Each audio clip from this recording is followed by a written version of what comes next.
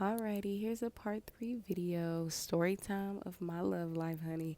The other part, the other like part 1 and part 2, I was kind of Speedy Gonzalez on them, and I didn't really go in depth. I don't feel like this will be another in depth video because, of course, these things happened. Um, for the people that I mentioned, this was over like 2, 3 years ago, so I can't really give you I don't know. Um, I can't say everything like that happened because my memory is kind of wonky. But I can go more in depth about the person that I married, considering that this was the connection that damn near destroyed me. You can never become ruined by a person, but they can break your heart. And this was actually my first heartbreak. So I'm currently 23. I turned 24 in May. And this was someone who I considered a high school sweetheart. All right, this was someone that I was planning my life with. Like, yes, I went from having my own goals and dreams to sharing goals and dreams, like joining my life with this person's life. But the crazy thing is, I actually, like, I wasn't spiritual at the time. So, and the way that I grew up religious, as I said in the other video. So, I didn't really know about self love and, like all of that. I was always an overgiver, possible people pleaser, didn't even have boundaries myself, didn't know what the heck narcissism meant or gaslighting, manipulation, lust. Well, I'm sure I probably knew about lust, but not in the deeper way, like to where I don't know, I guess, I don't know. But this person that I married, right, they came off like just flirting with me and um, tried to get their friend to hook me up, like to hook us up or whatever the case may be. And the crazy thing is, I thought they were gay when I first met them. So I wasn't really interested. And I was like, no, thank you. But they ended up love bombing me. So, of course, when you get love bomb, honey. So I ended up becoming attracted to them once they showed me that they were interested in me. And I ended up just giving it a try. This is how I know my gifts was probably all, like they were already activated.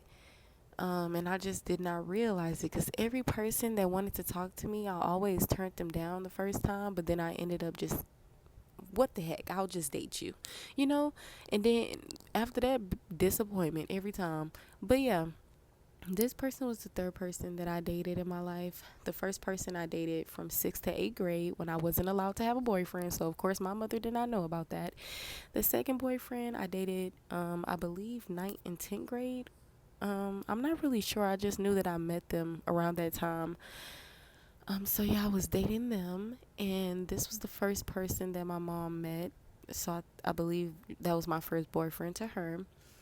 Um, and I think I should make separate parts, more separate parts about these individuals, like each of these individuals, because both of these people that I dated, the first boyfriend and the second one, I ended up linking back up with them, after I became spiritual or aware or older or whatever the case may be. And the experience was horrific. That's why I remember when I had got this download that if somebody missed out on you, if y'all just something didn't work out or you didn't get to further proceed something with a person, like that don't mean that this is your chance to go and you know create that, because if it was meant to be, it would have been a such thing before. And I realized you just got to keep the past in the past, even if you haven't fully created something with that person. It just wasn't meant to be. 110 on the clock, 5 battery percentage. Okay, 419, 420 on the clock. But yeah, so with this person, going back to the third person that I dated, which was a person that I ended up marrying when I graduated high school. So I believe we got married when we were, because my birthday is like late. I graduate first before. Oh no, my birthday comes like before I graduate. So my birthday is in May, and I believe we graduated June or July. Um, so yeah, I possibly was already like 19 at the time. Or was I 18? No, I think I was 18. See what I mean by my memory? It's like it's crazy. But yeah, me and this person, we got married, and the crazy thing is we were already having our little own personal issues in the beginning, but I just didn't see as clear. 111 on the clock. This person was telling me about their relationship. They were telling me how they were the one that was heartbroken, and whatever the case may be. Obviously that was a lie, because this person was the one that was doing the heartbreaking. Crazy thing is, there was this weird family dynamic as well going on. Um, Him and his dad had some type of rivalry with one another, because his his dad's mistress was attracted to him, and I think they did something together. I'm not sure, because this person, his name is, I don't even know if I want to give, his name is Chris. If you ever date somebody named Chris, run. Okay. But this guy was so, like, just a disgusting person. And when I tell you that he threw so much dirt on my name, when all I did was love this man from the bottom, from the deepest level of love that I could give. That's why I became so freaking heartbroken. But that's what I mean by how it's not on me, it's in me. Like, I just can't fake being an ethereal being, you know what I'm saying? Being a goddess, a light worker. So, of course, this did not turn me cold hearted and made me just stop loving people and give up on love and stop being nice. But this took a toll on me. I remember it was times when he abandoned me, like especially when he enlisted to the military. Because when he enlisted to the military, and I moved out there to Georgia with him, ooh child, that's when everything started going to hell. And I feel like I said in the beginning, it was already red flags, but I guess I was just so blinded by things, and maybe I didn't have the proper teachings of how a man is supposed to treat you and how they're supposed to be, even if you guys are teens or young adults. Like, you know what I'm saying? It's still like respect and boundaries and like all of these things. And I'm telling you, in today's time, I could see straight through a person like him in today's time. But before, some reason, I just could not tell that he just wasn't shit. So, you got to be mindful that people also have on masks. So it wasn't nothing that he was giving off that was clear as day that made me feel like he wasn't.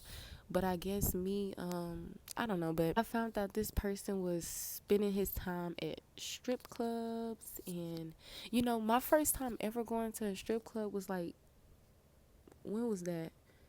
A year ago? Or something like that. And I never been before, and I never knew what it was about. I thought it was just women there, dancing on poles, maybe in a bikini or something. But I did not know they literally become nude.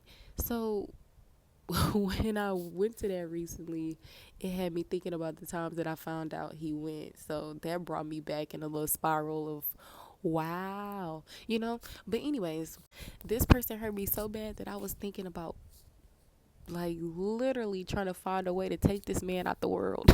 That's how, of course, I couldn't go through. You know how you just get mad, so upset, and then especially if you're somebody's constant punching bag, and you just get fed up, and then you realize that they've been cheating on you, they've been hurting you, they've been bringing you STDs and like all of this stuff, and they've been apologizing, crying, want to be back in your energy, hurting you physically, emotionally, mentally, spiritually, all that, and you believe them, but then they do the same thing. And the crazy thing is, he was doing things right under my nose, and his family knew. I know most definitely his sister knew, but I didn't know his mother. I don't know for sure if his mother or his dad or everybody else knew. And the crazy thing is, I got a story to tell about them as well. See, I didn't know this video was gonna be this long again. Like, I don't even have time to really get everything out. See, I gotta go on live, and I just gotta do a story time, because this ain't working for me. Like, but yeah, this person was basically going around telling everybody that I was stealing from him and I didn't really love him, just so he can get some cuckoo.